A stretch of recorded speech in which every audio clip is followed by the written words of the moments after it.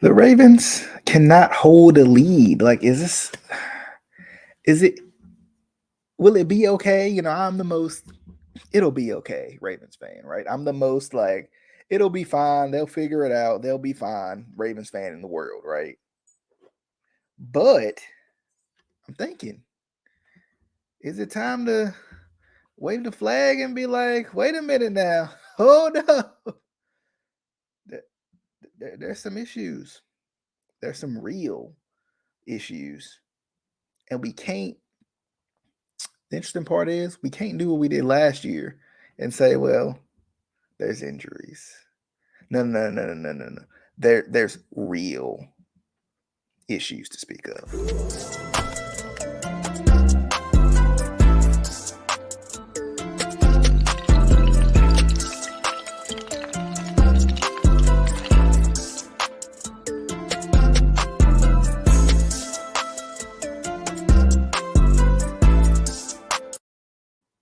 All right, what is going on, good people?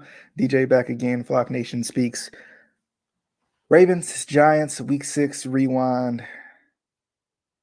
I've had plenty of time to think about this one, and I'm still speechless. I'm still like stirring over it. I'm still trying to figure out, how did this happen? What is going on? It's funny. I was talking to Hendo. I think he had commented on my post, and he was like, hey, you know, he was like, I don't know, this like kind of like trap game-ish, right? This is one of those games where it seems like the Ravens should come in and dominate and take care of business. And I even told him in the comment after, I was like, it wasn't a good business trip after the game, right?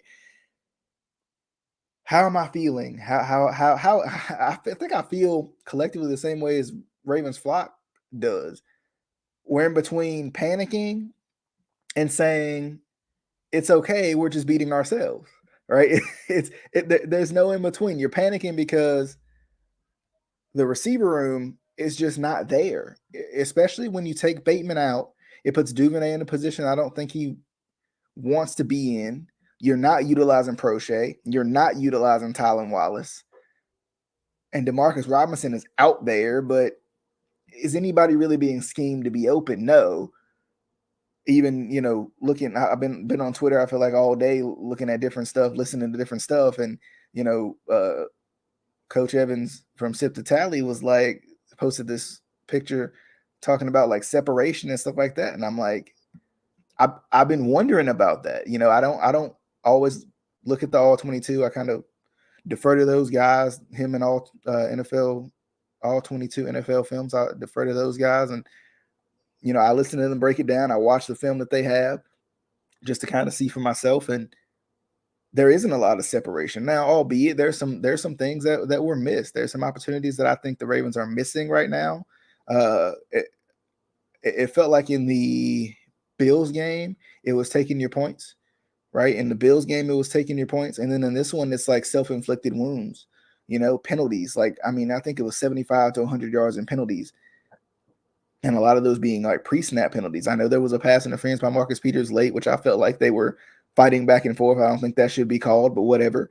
And I think it's different because it was an interception versus like a knockdown or something like that. I think they call it different when you pick it off as opposed to when you just knock it down. If it was knockdown, I don't think that gets called.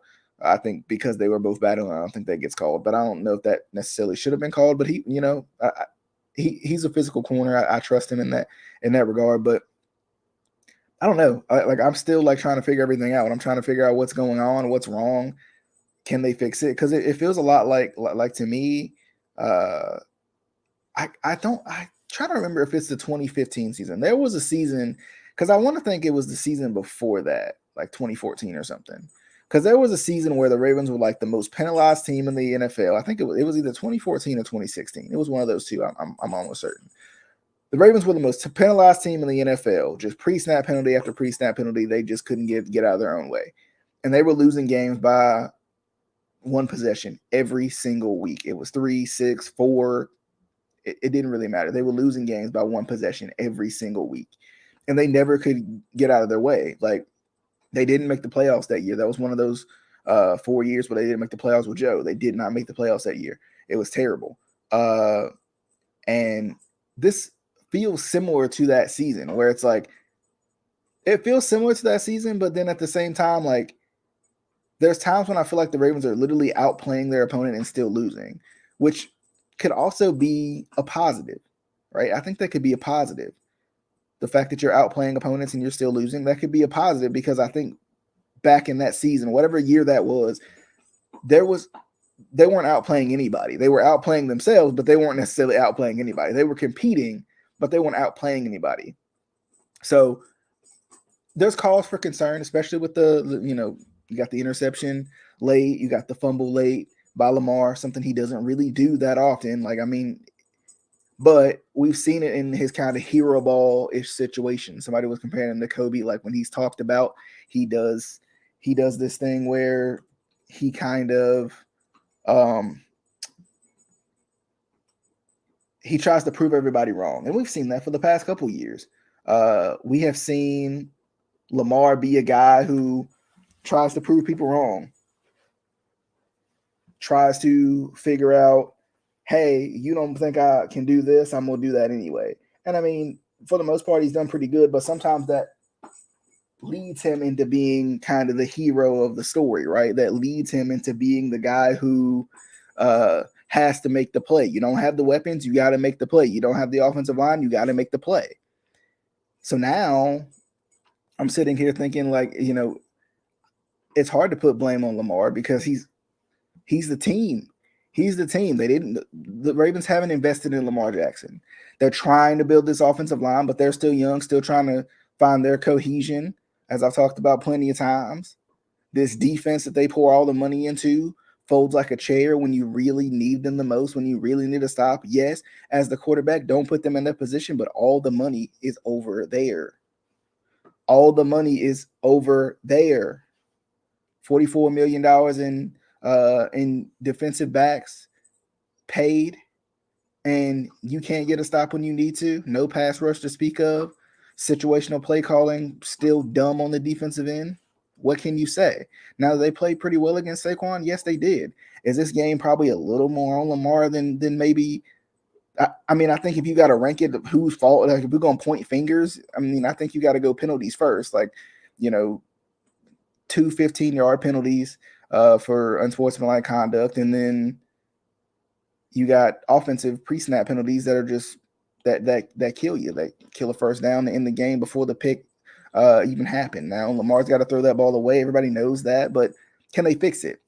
That's the real question. I've been mulling this over for probably since the first Dolphins game. Really, I've been mulling this over, especially since the Bills game. I've been thinking, can they fix this whole issue with holding leads? And I feel like, honestly, they can, but like somebody's gonna need like a slap in the face, not a literal one, but a figurative slap in the face that says, hey, wake up. This is what we're doing wrong. Literally, we outplayed the Bills, lost to the Bills. Outplayed the Dolphins, lost to the Dolphins. Outplayed the Giants, lost to the Giants. We played good teams. We've been right there at the end. We haven't trailed much. So for 3.5 quarters, we've been doing pretty good. It's that mentality that you got to put the game away, right? That killer mentality, that killer instinct that you got to put the game away. And I know the weapons aren't there. Deshaun Jackson's coming in. He just got signed. Is that really going to help? Who knows? Like, I get it. But at the end of the day, as an organization, as a coaching staff, you got just as much say as EDC does when it comes to drafting all these tight ends and whatever they want to draft. So Roman wanted that. That's what he gets. Roman wanted that. That's exactly what he gets. He gets tight ends. He gets everything he wants to make his 2019 offense come to life. But now looking at it, it's not working because your number one receiver is gone. Well, that was Hollywood. Your number one now, your true number one now, and Bateman is gone with this foot injury. And who knows what this Deshaun Jackson signing even means? Is it desperation? Is it we need somebody right now? I don't know why you pick up the 35-year-old guy who's been sitting on his couch for 6 weeks of the season, but do what you want. talk more about that in the video later. I don't want to get too much into it, but I just don't think that's the answer. I think that's the Ravens move. Hendo said that's so Raven. That's the perfect way to describe it. I mean, I think I could have had a vision. All right, I could have had a one of Raven's visions, and you would have saw this coming. So, can they fix it? That's the question I keep going back to, and I keep beating around the bush to if I even know the answer. Can they fix it? I think it goes back to coaching. The coach is not changing anytime soon, unless like they just get the doors blown off them against the Browns, then maybe. But can they fix it? I think they can, right? Because I think they're playing well. They're just not finishing. Now that's a sign of a not well coached team. Whether you want to put Harbaugh into that or you want to say coordinators, I think it's a combination of all of them. Harbaugh not telling Greg Roman, hey, this running game is working if you don't run the dang on football. Defensively, saying, hey, you know what's working, you know what to do. Let's still be aggressive. Let's keep it like you don't have to be wink aggressive, but let's keep being aggressive and going after these guys. I think coaching is the issue. Now, is coaching going to change? It's probably not. So then it goes back to the players. Now, some of these pre-snap penalties and stuff like that should be worked on in practice anyway. But some of these pre-snap penalties shouldn't even be happening. I mean, that's why you were so dominant against the Dolphins, is because you didn't have like these ridiculous penalties that were drive-killing penalties. But then we saw it against the Bills. We saw it a little bit against the Bengals too. And of course, we saw it in this game against the Giants. That's got to stop. It can't happen. Pre-snap penalties are inexcusable. You're beating yourselves, shooting yourselves in the foot. So there's potential, I think, with the Ravens. Can they put it together? I think so.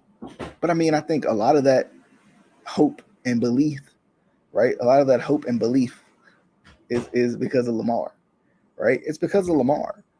Because Lamar hates losing so much, he'll go out and win by himself as opposed to losing again. Like this could be the start of a pretty big run within the season. Now, albeit the Ravens don't play anybody with a winning record as of right now for the rest of the season. But even still, there's some tough teams in there. Tampa's in there. You can't never count them out. The Saints are in there. They got a pretty good defense. They've looked up and down. Of course, you got all the division games with the Browns. You got the Browns twice, the Bengals again, the Steelers twice. Like, those are some tough games coming up, some of your toughest ones, regardless of what the records say. So this is the time to turn it around. And because of Lamar Jackson, I think they will, right? I think they will. But it's going to be interesting to see how the weapons kind of file into place. You wanted to believe in your guys. Here's your chance. I talked about it before. Like, this is the chance for these guys to prove it. But at the same time, they got to have opportunities to prove it to begin with. You can't have Pat Ricard running out of the slot acting like a tight end when, let's be honest, he's a friggin' defensive tackle running route. You have a glorified defensive tackle running routes. Like, I'm all for like trickery and like trying to be creative, which is another issue in the Ravens offense, but that ain't it. Ain't nobody, there's nobody scared of that. And going back to Lamar Jackson having to be better. Yes, he has to be better, but that's also an onus on the Ravens coaching staff, the offensive coordinator, specifically scheme guys open, wide receivers. When Lamar is running away from pressure, work to get open. Don't sit there and watch it. Because if I'm a defensive coordinator, and I'm not, but if I'm a defensive coordinator, I'm going to say, get after Lamar Jackson. I'm not worried about these other guys. Who am I worried about? Who's got a 1,000-yard season under their belt? Let me look.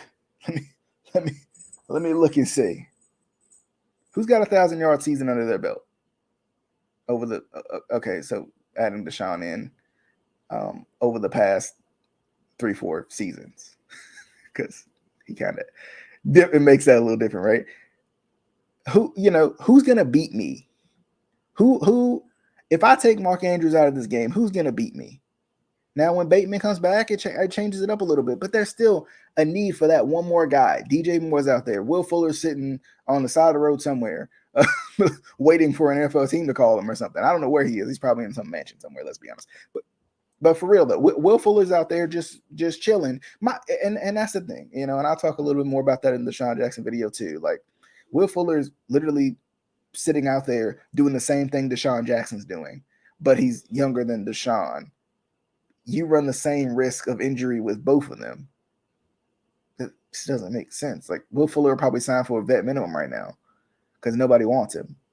And if he wants to play, he'll sign. Like, that's how that goes. I mean, you still could get Will Fuller. That's, anyway, ridiculous. I don't understand what the Ravens are doing right now.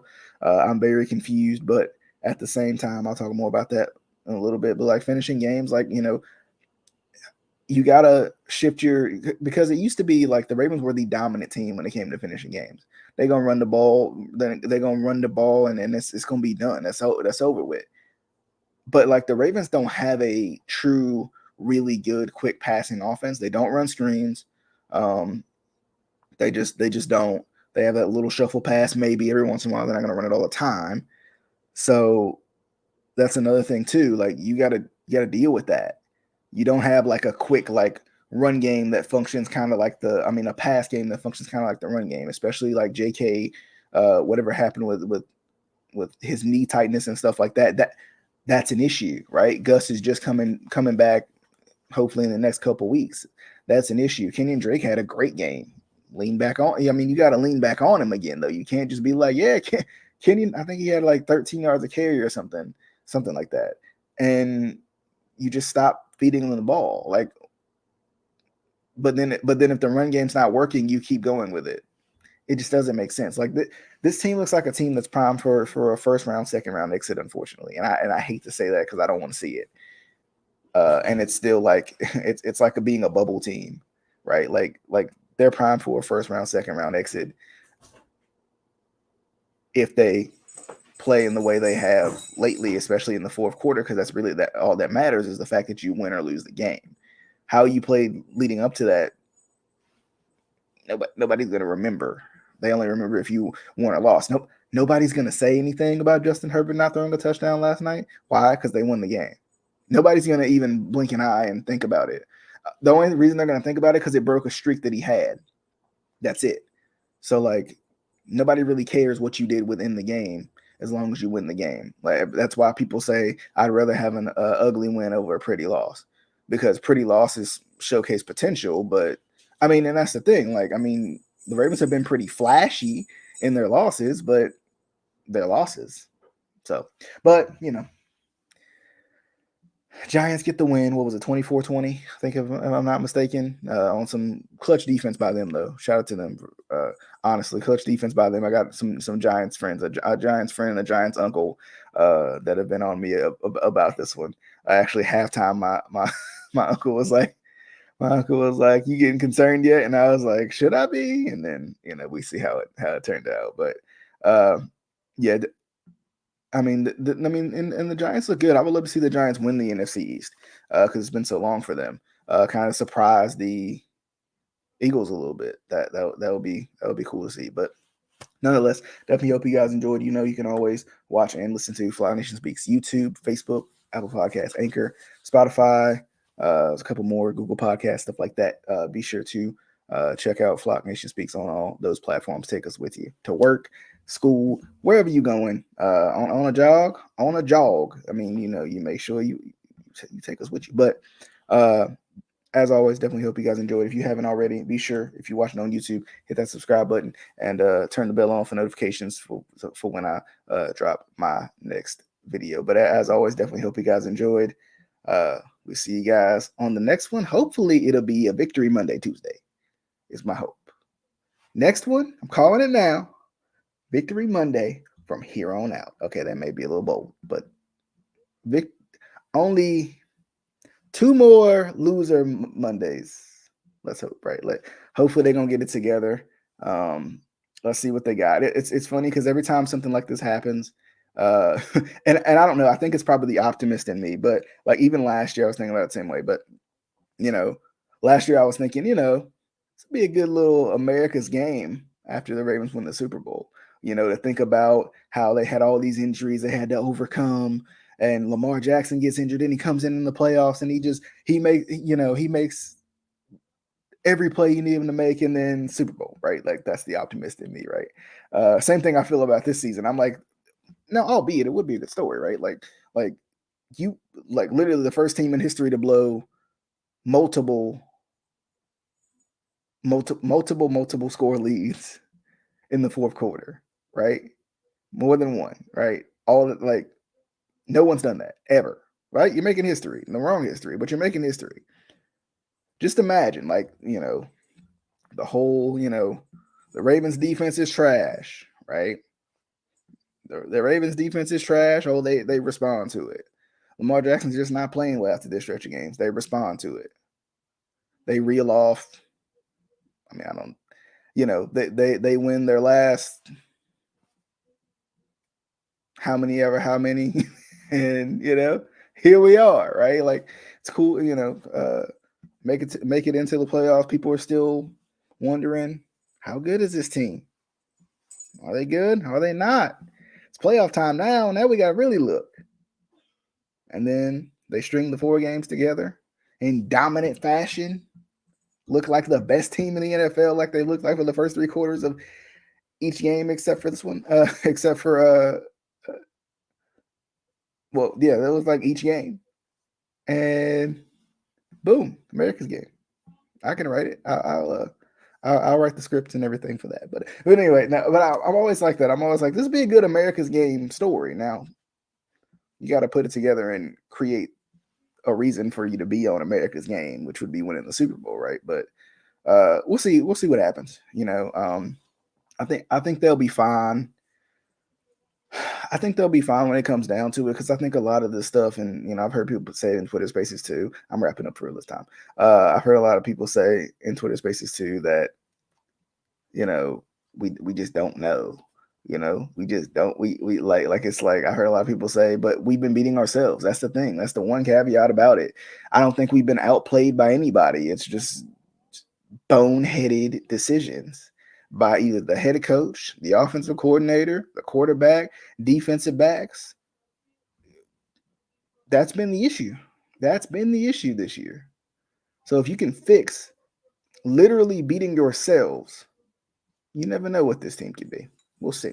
But definitely, as always, like I said, all the platforms, be sure to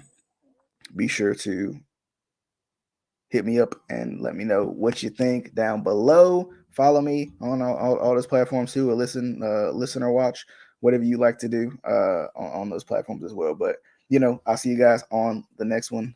Fly Nation Speaks. We're back with a preview for this Browns game. This Browns game coming up. We'll be back for a preview very, very soon. Until